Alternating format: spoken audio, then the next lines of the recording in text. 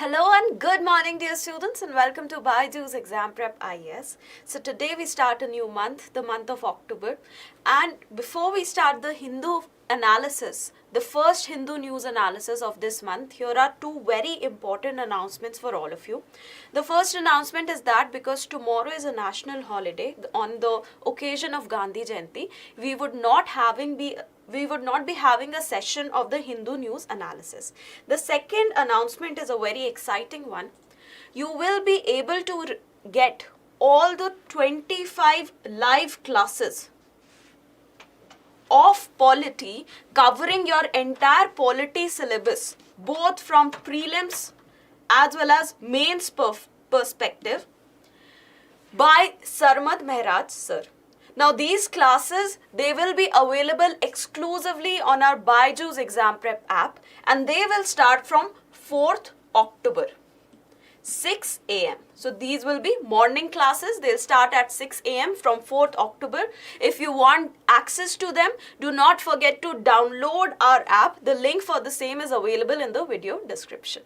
So let us start with the various articles that we'll be covering in this session. In the detailed analysis portion, we have four very important articles. One related to the Indian monsoon, and also here we'll be discuss what is El Nino and what is Indian Ocean Dipole.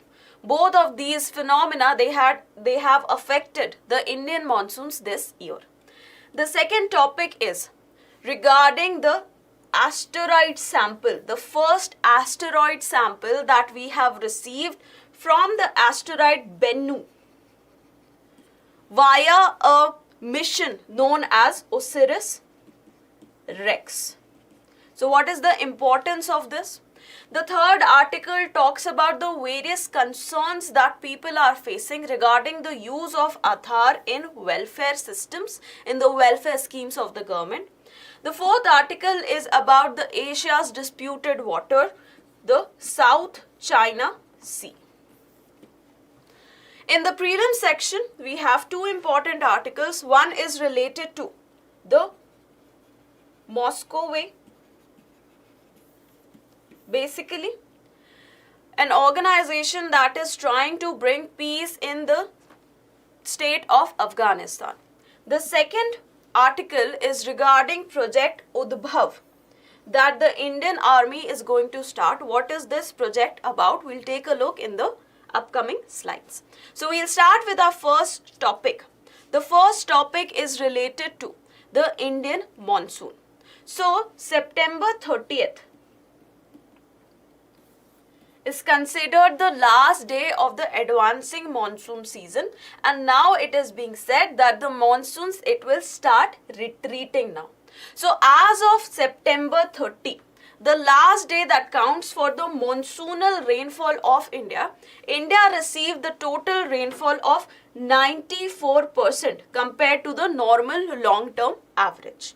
Now this is within the error margin of IMD, and IMD, or the Indian Meteorological Department, it is calling it a normal monsoon season. Usually the normal monsoon season means that the rainfall that has been received by the country lies between 96 to 104% of the long-term average. However, there is an error margin, and 94% it belongs to this error margin. So that is why this year is also being called as a normal monsoon year, despite the presence of El Nino conditions. Apart from that, the Indian Meteorological Department has also made the forecast that the northeast monsoons that primarily affect the state of Tamil Nadu, they will also be normal this year, and it will start from the mid of October and it will go until December. However, there were a lot of variations that were seen in the monsoons this year. Though it has been stated that it was completely normal, but there were huge amounts of variation, both in terms of where the rainfall took place as well as when the rainfall took place. So both spatial and temporal variations, they were seen in rainfall all across the country. In fact, this year, when we talk about the temporal variation, this year it was the driest month of October in the history, in the past 1 century history of India with regards to Indian monsoons. So that is another very important aspect about this year's monsoon. Also, 9% of the country, it received excess rainfall. 18% of the country, it saw a deficit rainfall. The rest of the country, it experienced a normal rainfall. In fact, if we talk about the various regions of India, the northwestern India and the central India, it received normal rainfall. Northeast and East India, it experienced a huge deficit, a deficit of 18% when it comes to monsoons this year. With regards to South India, this deficit was approximately 8%. Okay, so various regions, they experienced very different type of rainfall that was experienced in those regions. Now the 4 monsoon months, they also reported very wild swings. When the monsoons, they commenced, they hit the Kerala coast. First they hit very late on 8th June compared to the normal date of 1st June. Also, after they hit, in the month of June, there was a deficit of 9%. In July, there was, however, a surplus of 13%. But again, August, as I stated earlier, it was the driest month in a century. It experienced a 36% deficit. Now, usually in July and August, the country receives 60% of the total monsoonal rain. Because of this excessive deficit in the month of August, by 1st September, we were facing a deficit of 10%. However, in the month of September, there was a surplus rainfall, 13% surplus compared to the normal, and that helped in bringing the conditions to the normal stage. So India did not receive a deficit rainfall this year thanks to the excessive surplus rainfall in the month of September. Now, as IMD earlier predicted that El Nino will exist during the Indian monsoon season, however, it will be counterbalanced by a positive Indian Ocean dipole. So that had been true. That was seen to be true, and yes, despite an El Nino year, we experienced an almost normal monsoon season. Now, what is El Nino? Now, El Nino was a phenomena that was first identified by the scientific community in the 1920s. The locals, especially the South American locals, they had already identified this phenomena back in the 17th century. But the scientific community, it started working, researching on this phenomena only from 1920s. So El Nino, it basically occurs when the temperature in the central and eastern Pacific, they rise above the normal. So this condition, in one line, this condition is known as El Nino condition. So El Nino, as you all must have studied multiple times, it has an impact on the climate not just of the region where it is occurring, not just in Central and Eastern Pacific, but all across the world. The impact is seen all across the world, and it is also seen where? On Indian monsoons.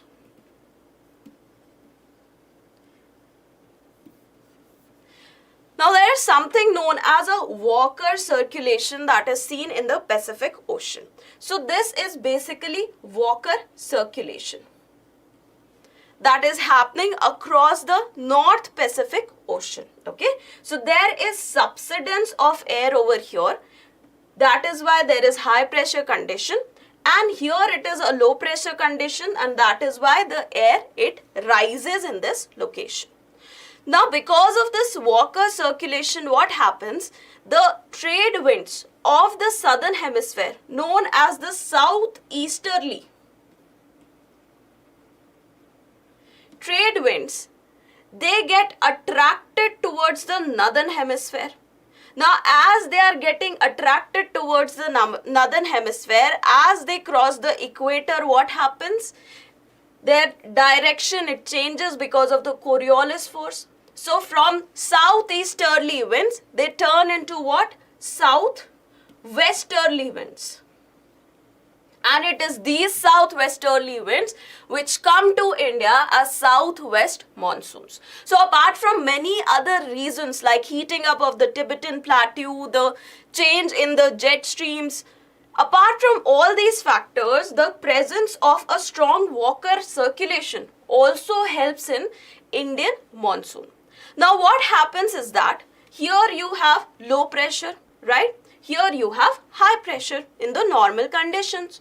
However, in the El Nino conditions, what happens? There is an increase in the temperature of the central and the eastern Pacific, right? Because the temperature increases in this region, there is a low pressure condition that is created over here. So the low pressure condition, it shifts from here, that means the western Pacific, to the eastern Pacific side. So what happens? The Walker circulation, it gets reversed. So the attraction with the southwest monsoon, which the southeasterly trade winds were experiencing, this attraction, it reduces. So earlier there were many factors that were attracting the southwesterly monsoons. One of them was strong Walker circulation. Second, presence of low pressure conditions because of intense summer season in the Indian subcontinent, right? And also many other factors which as a GS student you need not know. So these many factors, they were working to attract the southeast trade winds as southwest monsoons. Now one of those factors, it has now discontinued. It does not exist anymore because of El Nino conditions. So what will happen? This will lead to weakening of the monsoon. So this is how El Nino, it affects Indian monsoon. Now what about Indian Ocean Dipole? Now Indian Ocean Dipole, it is basically a difference in the sea surface temperature between the two regions of Indian Ocean. The Western Indian Ocean, which is near the Arabian Sea, this part, and the Eastern Indian Ocean, which is near the western coast of Australia and Indonesia. Okay? So whenever there is a positive phase, when is a positive phase? Positive phase is when the Arabian Sea side is warmer compared to the Australian and Indonesian side.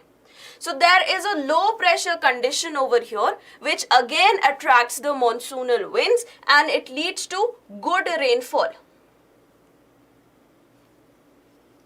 in the Indian region. Okay. So it is known as positive. Why? It is known as positive because it is beneficial for India. You can remember it in that way, correlate in that way. During the positive cycle, India gets better rainfall and that is why it is positive for us. The positive occurs when the Arabian Sea side is warmer than normal and the Australian and Indonesian side is cooler than normal. Opposite to that is the negative phase when the Arabian Sea side is cooler than normal and this side is warmer than normal.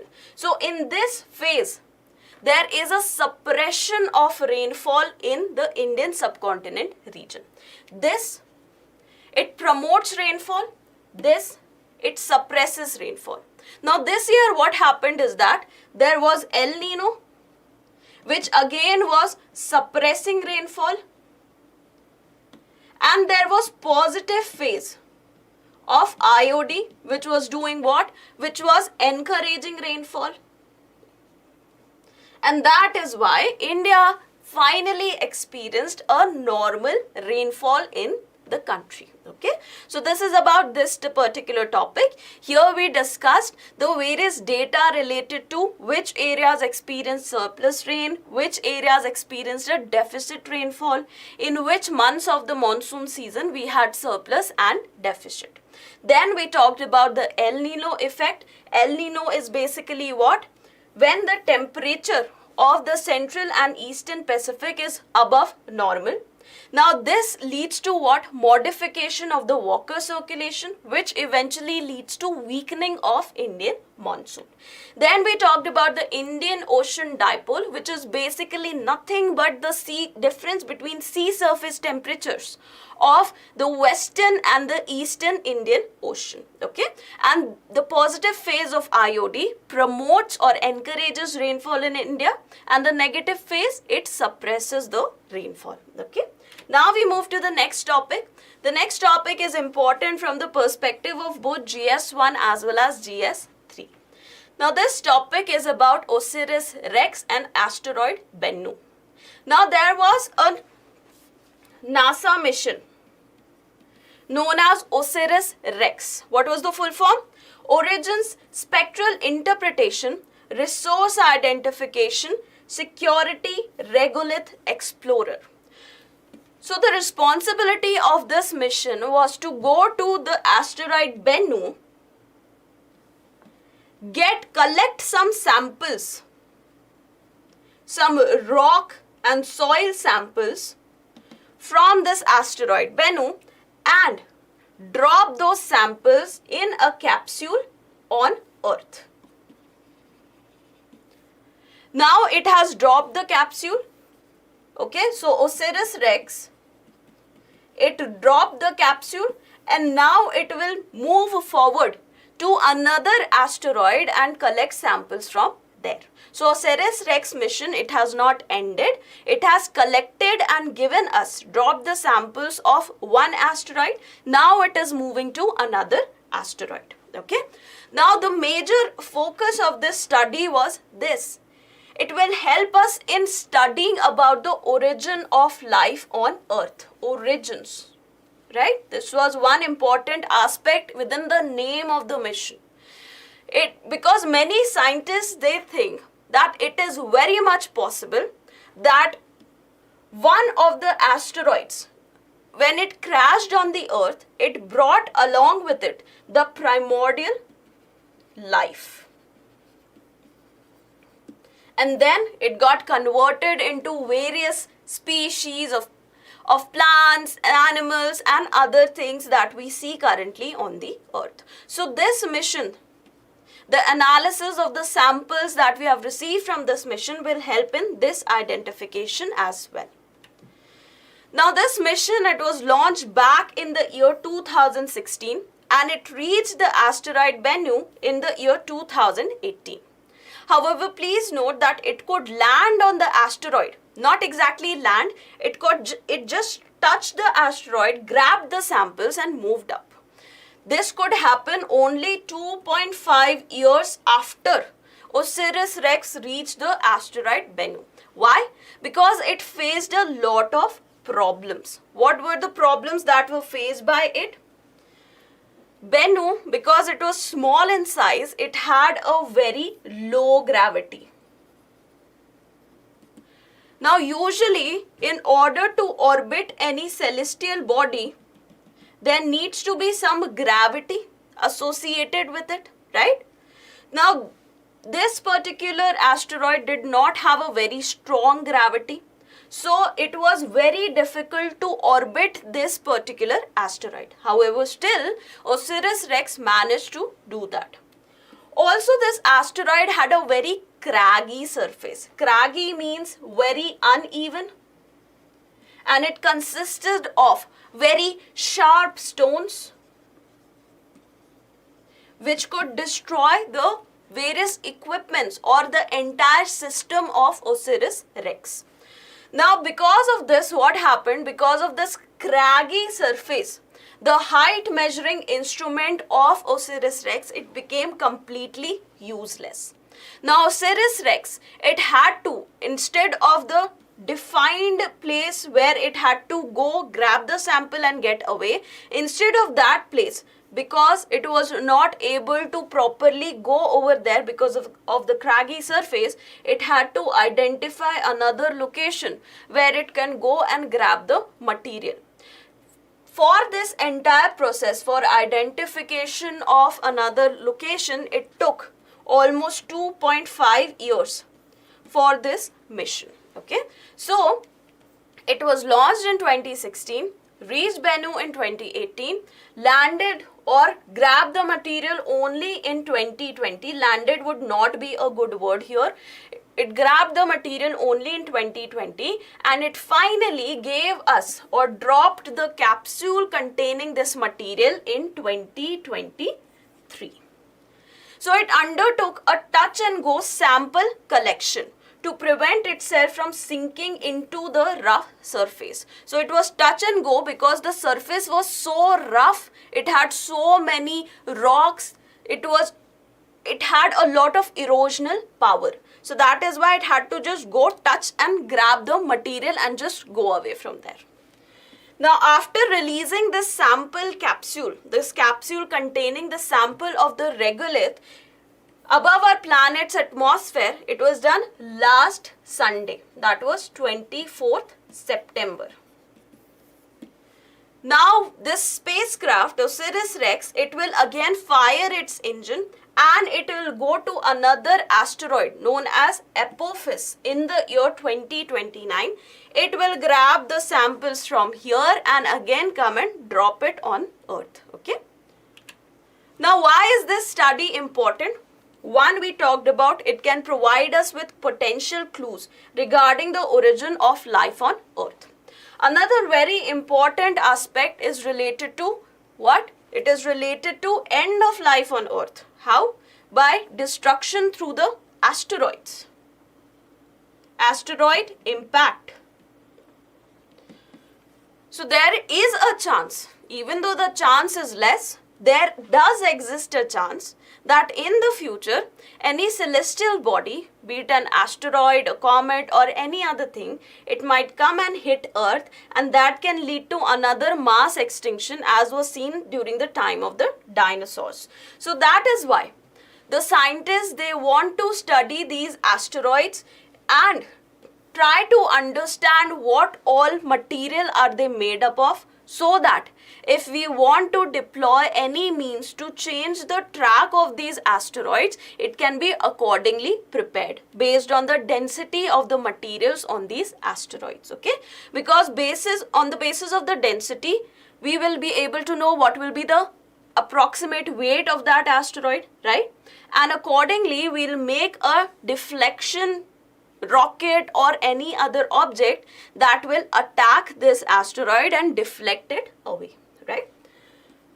Also, another very important economic benefit of such an experiment was we are trying to explore asteroid mining, because many of these asteroids, they are made up of things like dust, rocks, water ice and an alloy of iron, nickel and cobalt, which is a sort of a natural steel.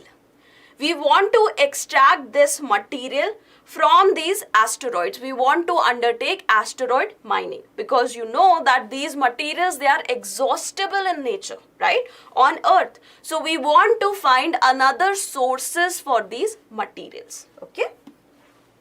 Also, apart from metals and non-metals, we can also extract water from these asteroids in the future if we either run out of fresh water sources on Earth, or if we have an interplanetary mission.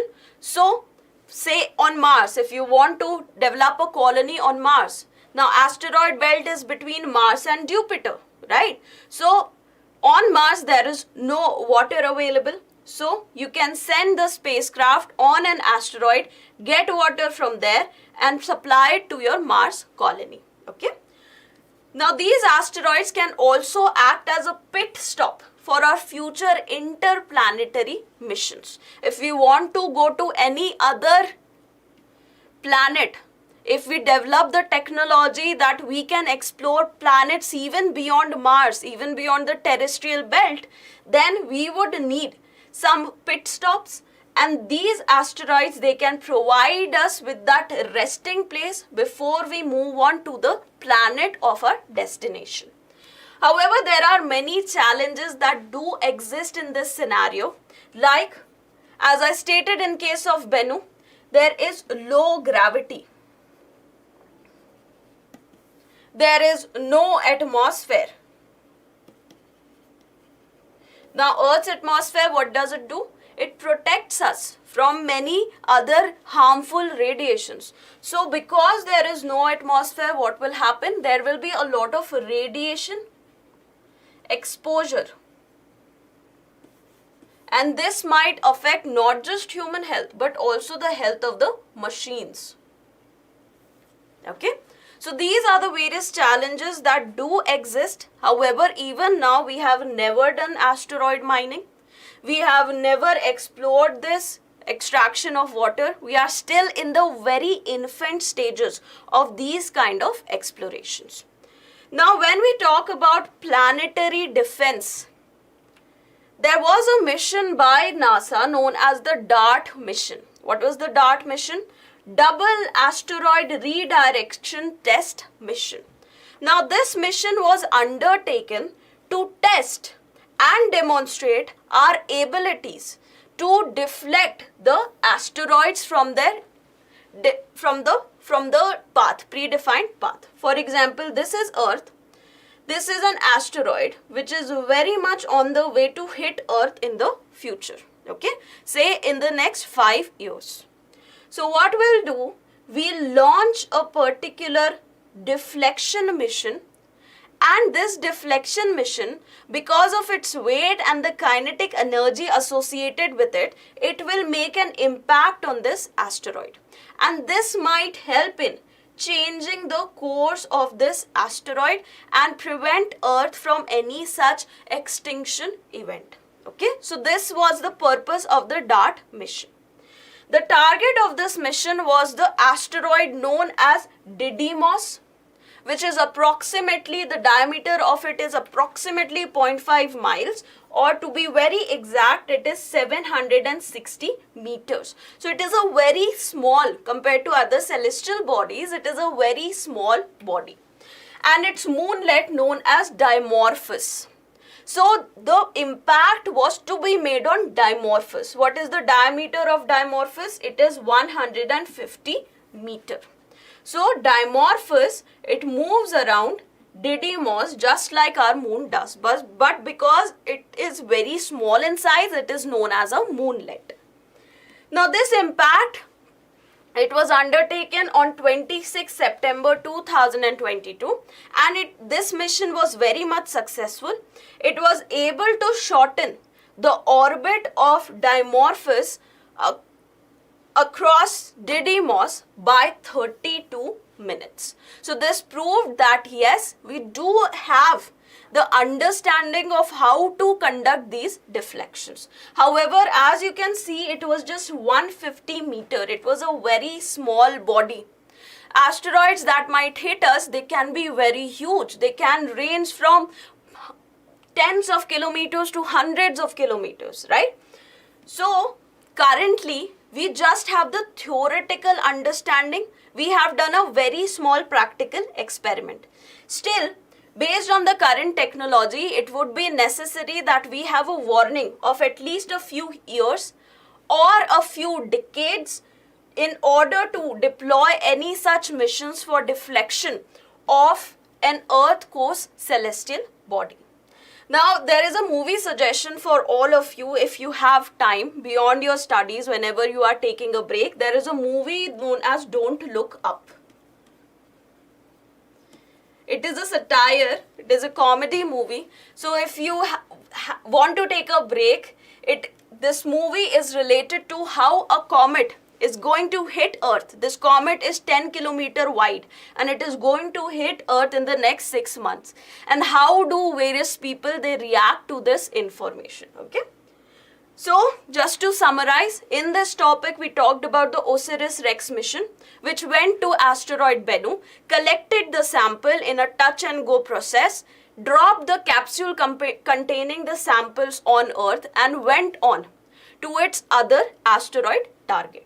We also talked about what was the purpose of this mission: planetary defense, origin of life, mining purposes as a pit stop. Then we talked about the DART mission, which was a NASA mission to demonstrate whether or not we have a technology to deflect the path of any celestial body that is coming towards the Earth, that might hit the Earth in the upcoming times. Okay.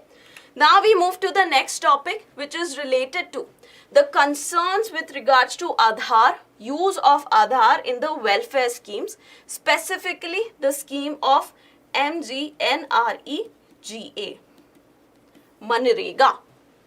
See, the context is that on September 21st, there was a report by Moody's Investor Service. What was the name of this report? Decentralized Finance and Digital Assets. Now, according to this report, the report has the word decentralized. Now, according to this report, instead of having a centralized system, a centralized biometric system like India's Aadhaar, they specifically pointed towards India's Aadhaar. Instead of that, we should have decentralized digital identity systems. Now, Aadhaar system, it uses your biometric data. It uses your fingerprints and your iris as two means to identify that it is actually you. So Aadhaar uses a lot of biometric data in order to authorize any person's identity. This report says that instead of such systems, such centralized biometric systems, it is better to have the decentralized systems because of the security and privacy related issues that these centralized systems they can pose. However, India has completely refuted these claims. It has said that the Aadhaar system, it is very much secure. It does not infringe upon the privacy of the citizens, as was acknowledged by the Supreme Court of India during the Puttaswamy case decision in the year 2018. Now, a little bit history about Aadhaar. The Aadhaar concept, it was introduced back in the year 2009 by UIDAI, Unique Identity Authority of India. Now, it was first recognized in the year 2009. The concept was introduced in the same year.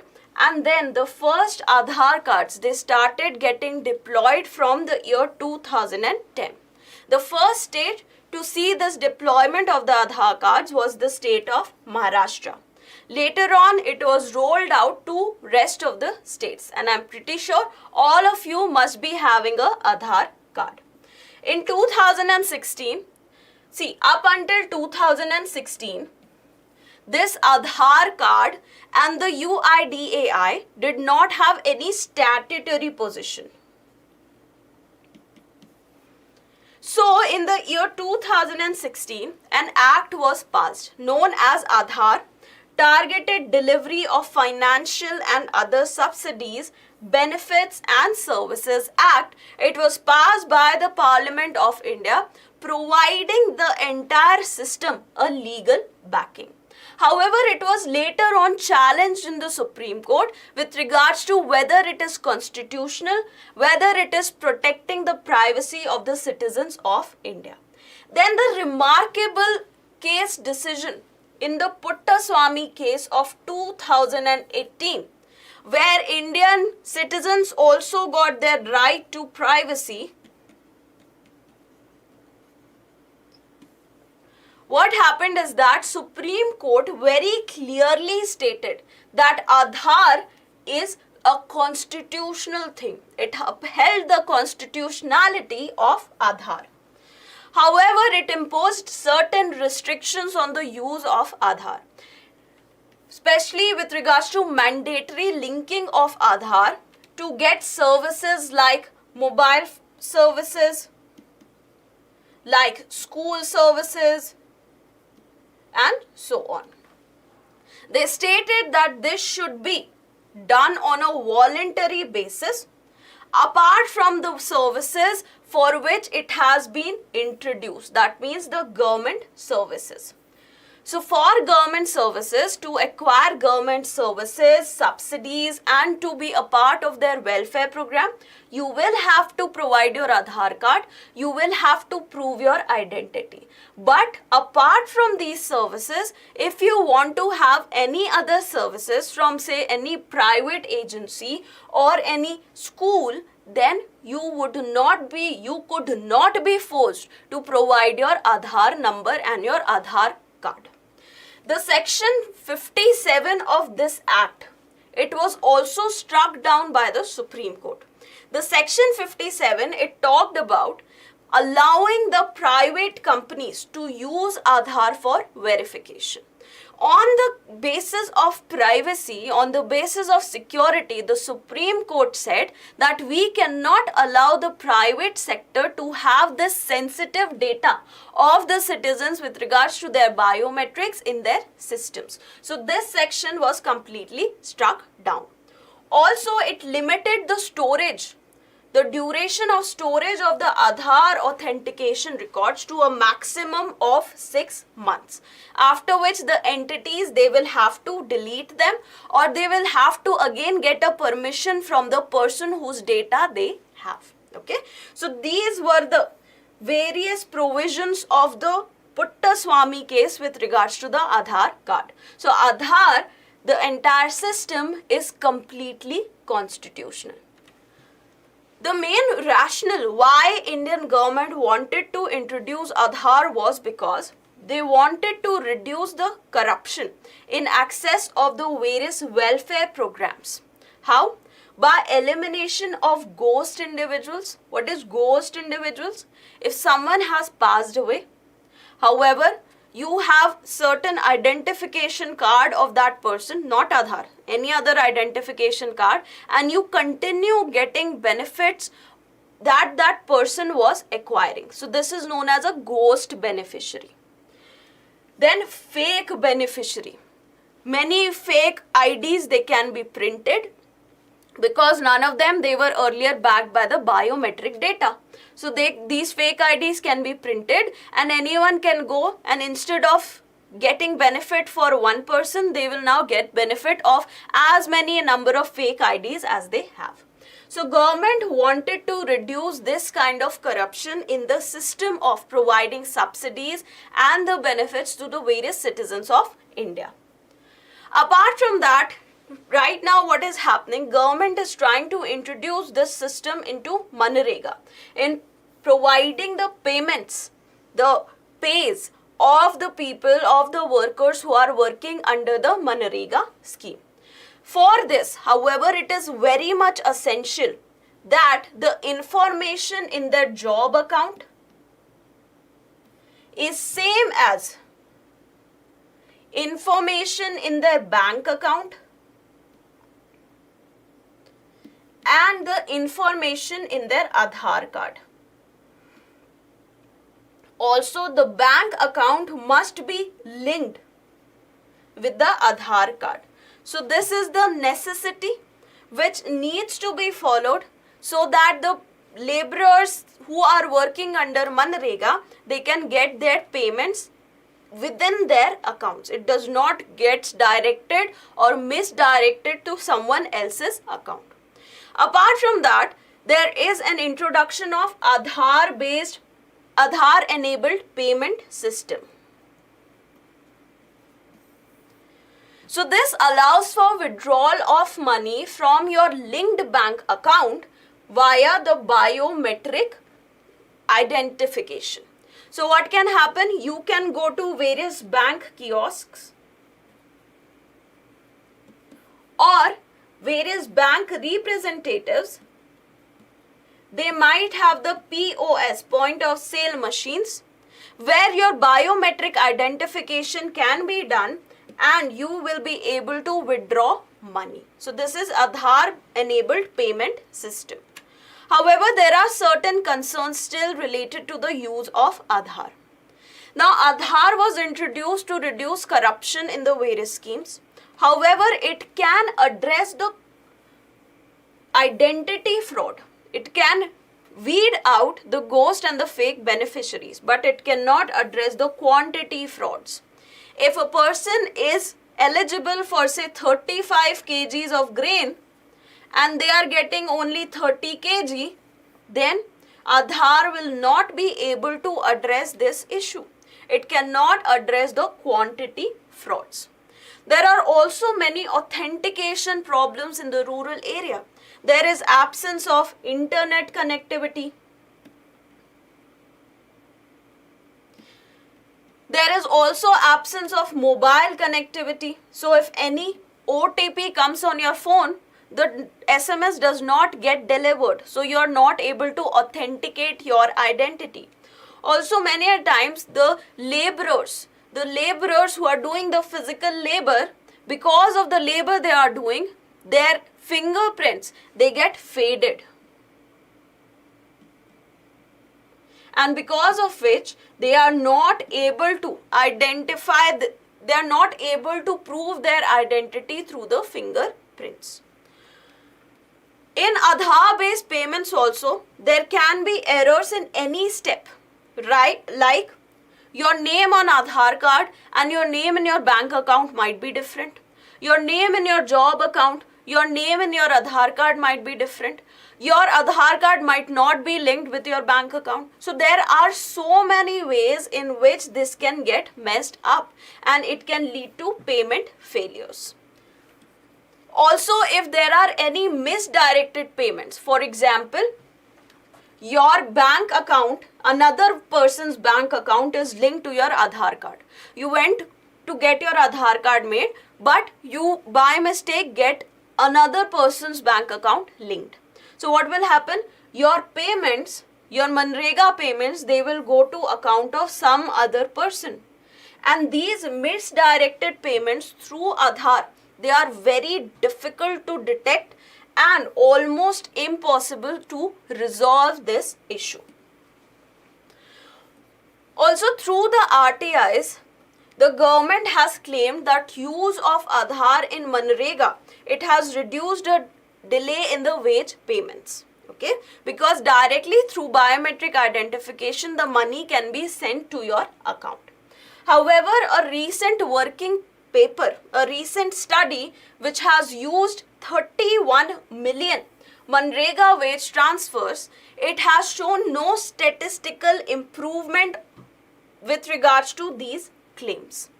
So, government has not released the data on which these claims are made. However, a study that is being done, it is saying that these claims, they might not be correct. Also, sometimes with regards to the payment system, Aadhaar enabled payment system, what can happen? These banking correspondents, they might create a nexus with some other people and they might start defrauding the people. There is no regulation with regards to how many times a person's authentication can be done. There is no accountability framework. So multiple authentication can be done for a single person and their money, it can be, if there are 5 authentications, the money will be given only for one, and for the rest of the 4, the banking correspondent and the rest of the criminal nexus, they will keep the money. Similar thing was seen in 2020 in the Jharkhand scholarship scam, which amounted to almost 10 crore rupees. So these are the various drawbacks related to the Aadhaar system. the government, it needs to work on these systems. In the paper, you are not directly trying to criticize the government. You have to provide the solutions. So now that the problems they have been stated, the government can come up with the various solutions with the help of technology partners to ensure that this Aadhaar systems and the problems related to them, they are not further increasing. Okay, so just to summarize, in this particular section we studied about how a report by Moody's, it was stating that India's centralized Aadhaar biometric system is not safe and secure. Then we talked about history of the Aadhaar system, how Aadhaar is being used to weed out the fake and the ghost beneficiaries, how it is used to give payments to the Manrega workers directly and quickly, and how the Aadhaar-enabled payment system is allowing them to withdraw their money as well. Then we talked about the various concerns related to the Aadhaar use, like it cannot weed out the quantity frauds, there might be certain authentication issues, there might be issues with regards to linking of the bank account of the people with the Aadhaar card and their job accounts. There are also certain frauds that can be conducted by the banking correspondents in the name of authentication of the identity of the person. Okay. Now we move to the next topic, which is related to the South China Sea. A profile of the South China Sea, it got published in the newspaper today. The context was that on September 25th, that is last Monday, Philippines Coast Guard said that it has removed the barriers that are placed by the Chinese vessels at the entrance to a lagoon of the Scarborough Shoal. This is the Scarborough Shoal in the South China Sea. So Scarborough Shoal, it is basically a disputed territory in the South China Sea. The dispute exists between China and Philippines.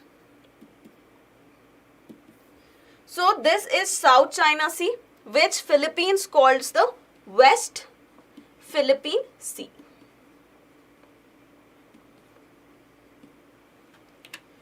Now a little bit about South China Sea. This is a map you can see. South China Sea, it is located over here, in the Western Pacific. It is a marginal water body of the Pacific Ocean. On the north, it is bound by China and Taiwan. On this side, on the western side, it is bound by Vietnam, Indonesia, Malaysia. It also borders Brunei. There is Philippines over here. Okay. So this is South China Sea, and it is very much important for the trade of the world, for the global trade. Now, according to data from UN Conference on Trade and Development, 80% of the global trade by volume and 70% by value, it is transported through the sea routes. Out of the total volume, 60%, out of the total volume, that means 60% of this 80%, it passes through Asia, of which the South China Sea carries an estimated 1/3 of the global shipping. So 1/3 of the entire global shipping, it takes place through this. The major reason for this is what? One, China is a big trader all across the world, a big exporter, a big importer. Secondly, it has the ASEAN region, which again has an export and import based economy. Now, with regards to China, 64% of its trade passes through the sea, which is highest for any country. For USA, it is just 14%. So, for China, this region is extremely crucial. Okay, in the western side, China does not have any seaports. It has seaports only in the eastern side. India has seaports both east and west. USA has seaports both east and west. Russia has it both east and west. China has it only on the eastern side. So that is why this region becomes very much important for China to protect its trade lines. Now, China also has an aggressive stance when it comes to its territorial rights. Okay, territorial rights I would not say, but when it comes to its territory. According to Asia Maritime Transparency Initiative, AMTI, because of this aggressive stance of China and its 9-dash line map. So according to China, these 9 dashes, whatever is the area within these 9 dashes, it belongs to China. And because of that, this has created a lot of controversy and disputes regarding territories in this region. It is also predicted that this region is very rich in availability of various minerals, petroleum and natural gas. So everyone wants to claim their exclusive economic zone in the region so that they can undertake these exploratory activities. Because of all these factors, there are as many as 70 disputed reefs and islets, that means very small tiny islands, that are under contestation in this entire region. Now countries, they are also reclaiming new land within this region and building artificial islands to increase their share in the South China Sea. Now who all are involved in these disputes? We have China, then we have Taiwan here, this is China, this is Taiwan. Then we have Vietnam over here, we have Philippines and we have Malaysia. So all these countries, they are involved in the dispute related to the territories of South China Sea. Now there have been certain attempts at diplomacy and arbitration with regards to the territories of South China Sea. Now ASEAN, a few weeks back we had another profile on ASEAN which stated that ASEAN is one of the most successful economic groupings of the world, but it is only economic in manner. It is very weak when it comes to defense, strategic ties amongst the various members of ASEAN and especially standing up to China. So ASEAN has been unable to come up with any solution in order to negotiate with China with regards to these territories. In 2002, what happened is that foreign ministers of the ASEAN as well as foreign minister of China, they did adopt a declaration on conduct of parties which said that they all are committed to peaceful settlement of all the disputes in the South China Sea according to the Charter of United Nations Convention on Law of Sea. Later on, it was also stated that later on this will also develop, this conduct of parties, declaration of conduct of parties will eventually pave way to a code of conduct in this region. However, this code of conduct since 2002 or more than 20 years since then, it has not come into place. In 2013, Manila, that is Philippines, they initiated an arbitration proceedings against China in United Nations Convention of Law of Sea, stating that China has violated its territorial rights. So, a case was there in Permanent Court of Arbitration. However, the Permanent Court of Arbitration, it is a non-United Nations intergovernmental arbitration center. Okay, it is located in Hague, in Netherlands. So, China refused to come to these arbitration meetings. It stated that PCA, it is illegal.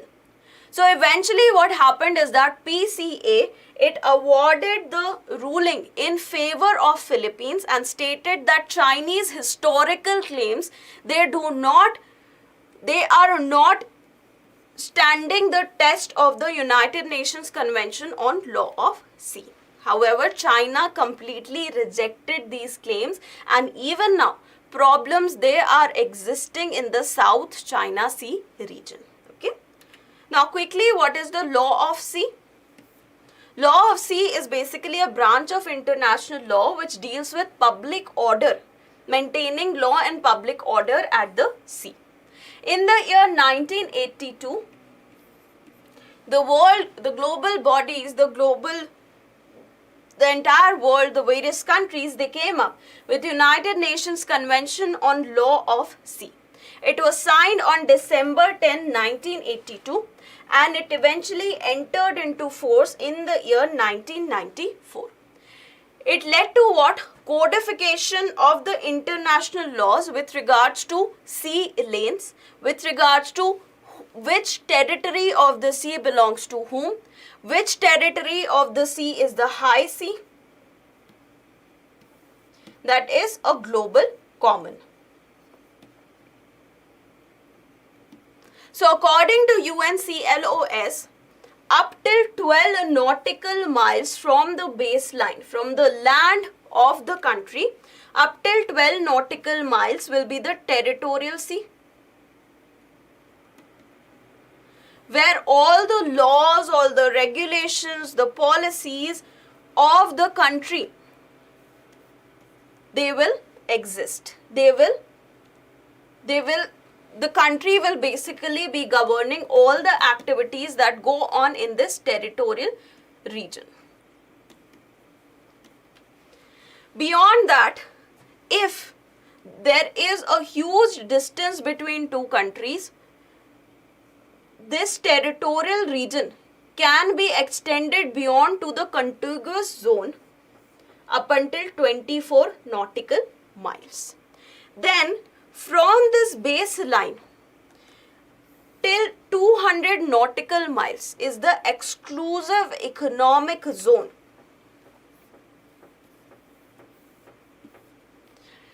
In this exclusive economic zone, any kind of resources that are available, any kind of research activities that needs to be done, everything needs to be done by the permission of the country whose exclusive economic zone it is. No other country can come and start extracting the resources, start conducting any kind of research in that entire region. Okay, so up till, from the baseline up till 12 nautical mile is the territorial sea, territorial waters. Then from here till 24 nautical miles we have the contiguous zone. Then till 200 nautical miles we have the exclusive economic zone. Now, if in case the distance between the two countries, it is less than say 200 nautical miles, it is say only 100 nautical mile, then what will happen? A central point will be decided, and accordingly there will be distribution of territorial water and the contiguous zone as well as the exclusive economic zone. If the distance between the countries is even less than the territorial waters limit, that is 12 nautical miles, say it's just 10 nautical mile, then with the mutual agreement of both the countries and the agreement of the UN clause, a central point will decide up until where their territorial water is and where their territorial water starts. Now beyond this 200 nautical mile is the high seas. Now high seas, they are a common property, a common global property.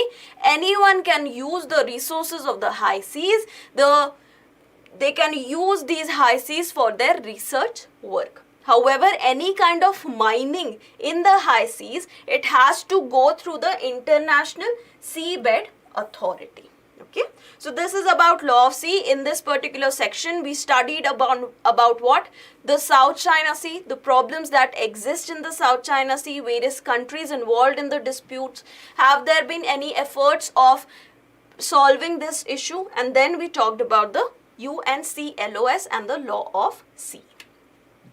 Now in the prelims bites section, the first topic is about Moscow format.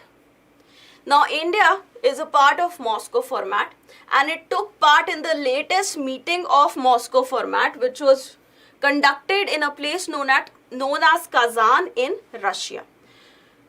Now, this Moscow format, it basically started in the year 2017 when Afghanistan had a civilian government that was very much in tussle with the Talibani regime. Later on, once USA it went out of Afghanistan, the Taliban regime, it took hold of the entire country. So, the basic purpose of this dialogue was to promote regional peace and cooperation as well as the development of the country of Afghanistan, and to ensure that Afghanistan has good relations with its neighboring countries. It was initiated in the year 2017. There were 6 founding members, which included India, China, Iran, Pakistan, Russia, and one of these Central Asian countries, I'm not able to remember. However, right now there are 9 members. Please note that Tajikistan is not a member of Moscow format.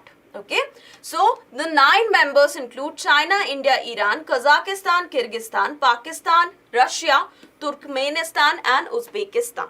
Central Asia has 5 countries, out of which Tajikistan is not a member of this Moscow format.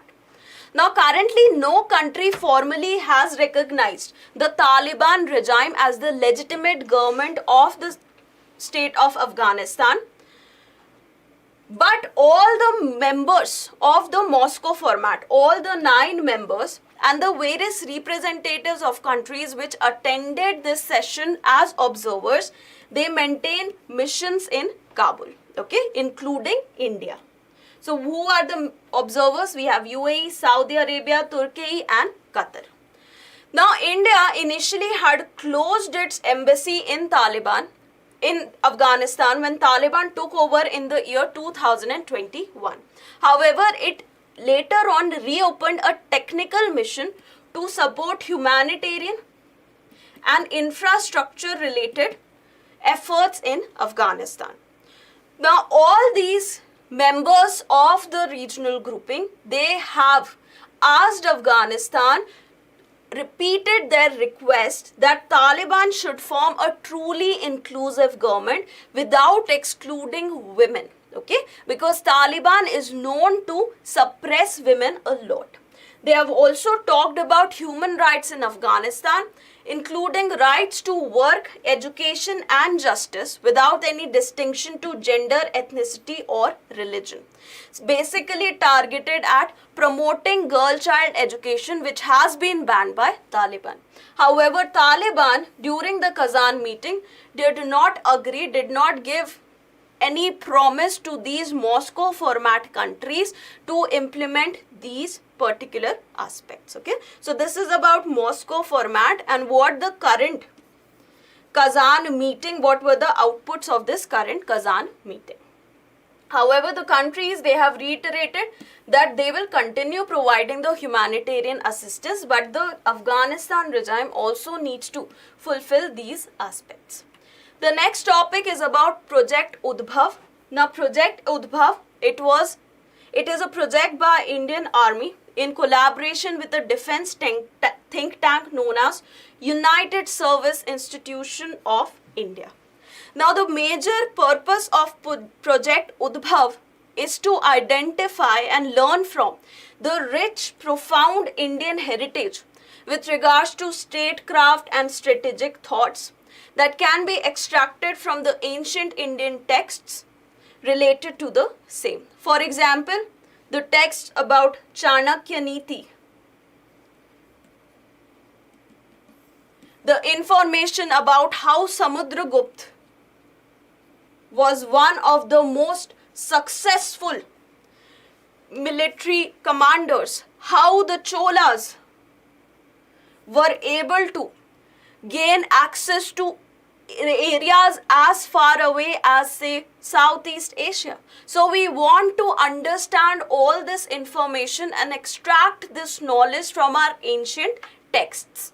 So in connection with this, the USI, United Service Institution of India, it will conduct a military heritage festival on October 21 and 22 to promote the Indian heritage with regards to this military, statecraft and strategic thoughts. We want to promote the knowledge of these amongst the citizens, especially the children. Another goal is to develop an indigenous strategic vocabulary in vernacular languages so that everyone can understand about these topics. Overall aim is to instill this age-old wisdom with the modern military pedagogy so that India, just like China has used Sun Tzu's art of war, India also wants to use the various information that we have. We want to collaborate it with our modern technology so that we can become very powerful military force as well. Okay, so this is the objective of Project Udbhav. You can be asked a very simple pre-type question. The Project Udbhav, which has been recently in news, is related to which of the following? Okay, so you can easily answer it. Now we come to the mains practice question. The first question is, how do El Nino and Indian Ocean Dipole affect the Indian monsoon? It has been adequately discussed now. Analyze with a special reference to 2023 Southwest monsoon season. So you need to first give how El Nino, what is El Nino and how it is affecting. Then what is IOD, how it is affecting. Then you need to talk about the 2023 monsoon where both the impact of El Nino and the IOD was seen, and that is why we had a normal monsoon. The second question is related to OSIRIS-REx. The OSIRIS-REx mission will help us not just with the insights into the creation of life on Earth, but also with how to prevent its destruction. Elaborate.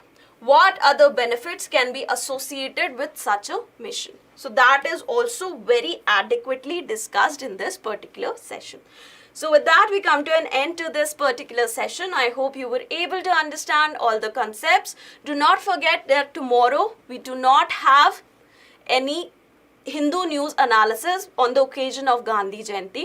Also, do not forget that from October 4th, 6 a.m. onwards, you will be able to access live classes by Sarban Mehraj sir on polity, only on our BYJU'S exam prep app. Last thing is that after the session ends, head to our Telegram channel to attempt a quiz that has been created on these topics that are covered today. So thank you very much and have a very good day ahead.